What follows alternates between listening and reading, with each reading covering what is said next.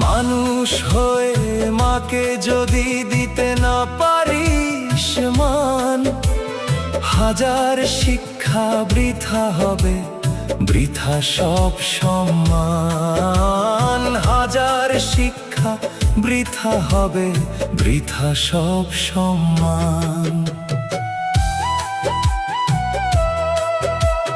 যখন তুই ও সুখে পড়ে কাঁদতি সারা রাত, মায়ের চোখে ঘুম ছিল না, ছিল শুধু প্রভাত। আজকে কেন সেই জননী অবহেলায় রয়?